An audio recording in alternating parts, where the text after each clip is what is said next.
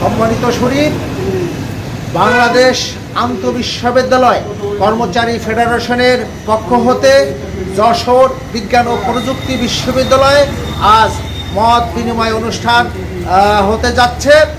আমি জীবনের প্রথম এই যশোর জেলায় অবস্থান করছি এবং জীবনের প্রথম যশোর বিজ্ঞান ও প্রযুক্তি বিশ্ববিদ্যালয়ে অবস্থান করছি। চলুন আপনাদেরকে এই মত বিনিময় অনুষ্ঠানে নিয়ে যাই। আমি যাযাবর চ্যানেল, যাযাবর মুস্তাফিজ।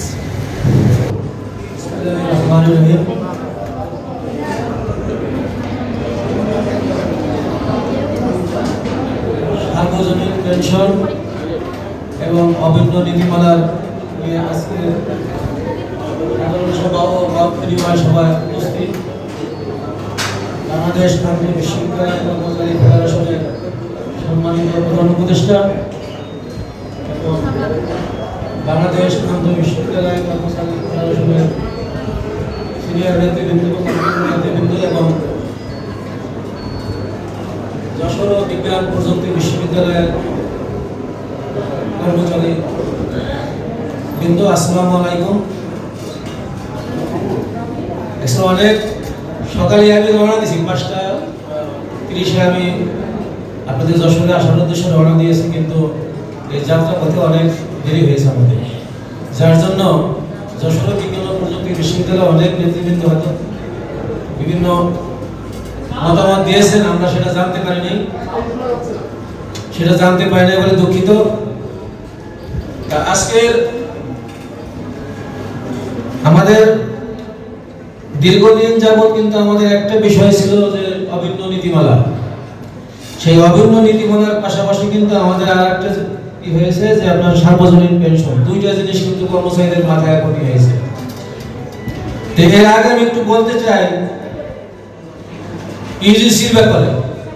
যেমন বাংলাদেশে যে যতগুলো পাবলিক বিশ্ববিদ্যালয় আছে, এই প্রত্যেকটা বিশ্ববিদ্যালয় কিন্তু স্বায়ত্তশাসিত এবং প্রত্যেকটা বিশ্ববিদ্যালয় তার নিজস্ব আইনে পরিচালিত হয় এবং ভাইস চ্যান্সেলর যে নিয়োগ দেওয়া হয়, সেই ভাইস চ্যান্সেলর কিন্তু প্রত্যেকটা বিশ্ববিদ্যালয়ের অর্ডিন্যান্স অনুযায়ী কিন্তু বিশ্ববিদ্যালয় পরিচালনা করে।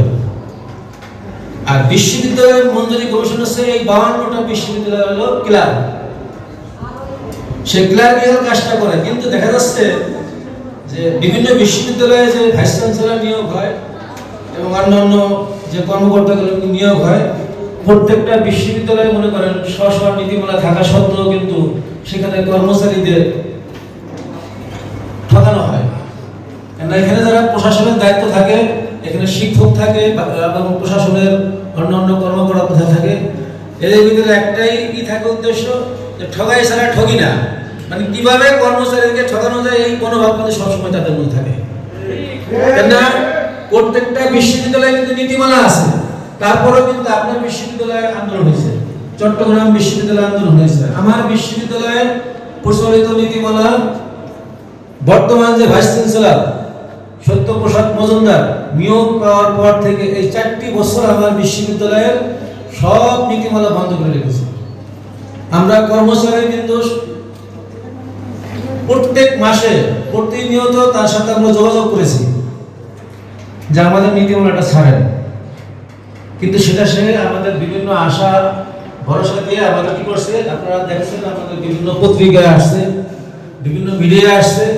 উনি সিদ্ধান্ত নিয়েছে ডিসেম্বরের 27 তারিখ যে এই বিশ্ববিদ্যালয়ে 2015 সালের নীতিমালা থাকবে না। উনি কি করছে, যেদিন তার কর্মদিবস শেষ সেদিন সে একটা এই যে অফিসার জারি করে গেছে, যার জন্য আমরা ওনাকে অবরুদ্ধ করে রেখেছিলাম।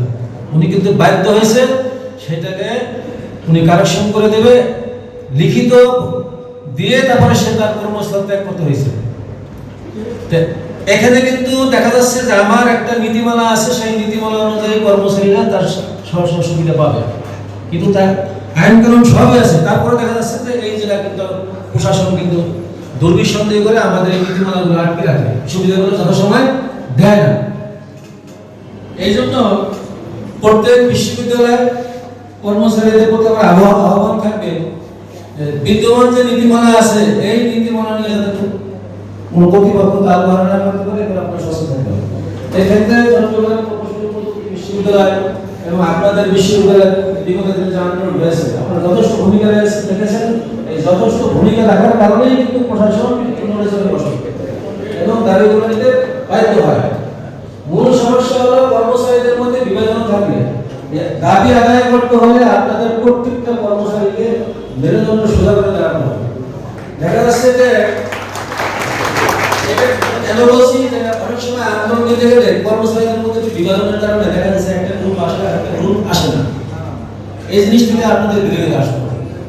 তো এদিক থেকে যশোর বিজ্ঞান ও প্রযুক্তি বিশ্ববিদ্যালয় এবং চট্টগ্রাম প্রকৌশল বিশ্ববিদ্যালয়ের আন্দোলন আমি দেখেছি, এরা খুব শক্তিশালী, ভালো ভূমিকা রেখেছেন। এই ভালো ভূমিকা রাখার জন্য আমরা বাংলাদেশ আন্তর্জাতিক বিশ্ববিদ্যালয় কর্মচারী ফেডারেশন আমরা একত্রতা ঘোষণা করেছিলাম এবং আপনাদেরকে আমি এখনো ধন্যবাদ জানাই। সামনেও যদি কোনো এরকম আন্দোলন সংগ্রাম আসে আপনারা এরকম কঠোর হস্তে সেটা দমন করবেন। অভিন্ন নীতিমালার বিষয় বলি, এটা কিন্তু অভিন্ন নীতিমালা না।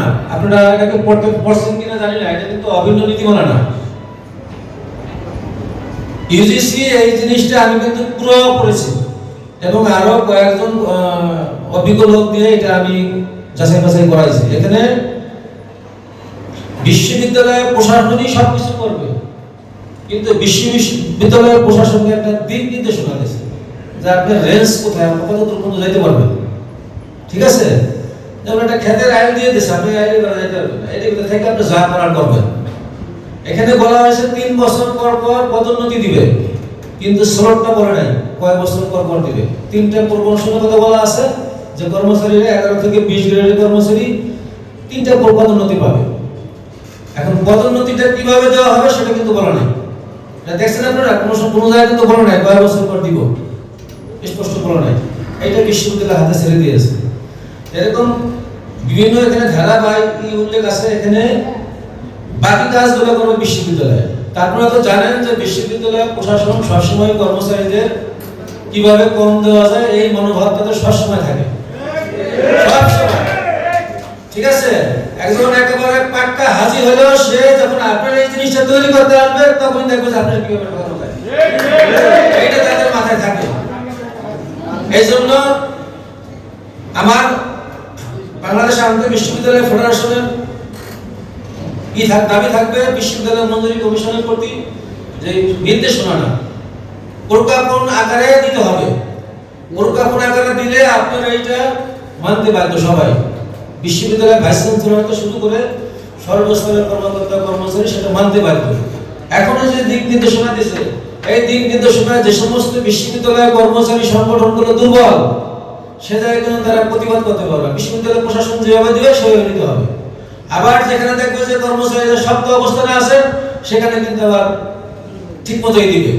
তাহলে এই নির্দেশনার কারণে কি হবে, কোনো বিশ্ববিদ্যালয় মানবে, কোনো বিশ্ববিদ্যালয় মানবে না। আমার মনে হয় এতে আরো বৈষম্য সৃষ্টি হবে, বড় ধরনের বৈষম্যের সৃষ্টি হবে। এজন্য আমরা এই নির্দেশনা মানি না। আমরা বিশ্ববিদ্যালয় মঞ্জুরি কমিশন, শিক্ষা মন্ত্রণালয় এবং শিক্ষার সাথে সংশ্লিষ্ট যে সমস্ত জায়গায় আছে, আমরা এই নির্দেশনার বিরুদ্ধে আমরা একটা প্রতিবাদ লিপি পাঠাবো, যাতে এটা বাতিল করার জন্য। এটা আমরা মানি না। এবং প্রত্যেক বিশ্ববিদ্যালয়ের ব্যক্তি সংগঠন এবং কর্মচারীর প্রতি আমরা আহ্বান থাকবে যে এইটা যাতে কোনো প্রকারের বাস্তবায়ন না করতে পারে। এবং বাংলাদেশ আন্তর্জাতিক বিশ্ববিদ্যালয় কর্মচারী ফেডারেশন যখন যে সময় নির্দেশনা দেবে আপনারা তখন সেটার বিরুদ্ধে রাস্তায় নেমে পড়বেন, এইটা আমার আহ্বান। আরেকটা আছে সার্বজনীন পেনশন।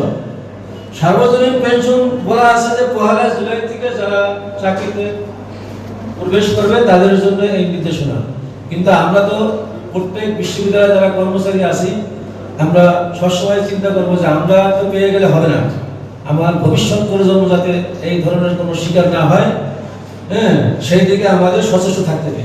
যার জন্য এই সার্বজনীন পেনশনের বিপরীতে আপনারা দেখেন শিক্ষক মহোদয়, কর্মকর্তা কর্মচারী মহোদয়রা কিন্তু বিভিন্ন সময় আপনার এই কর্মবিরতি বা আপনার মানববন্ধন করেছেন।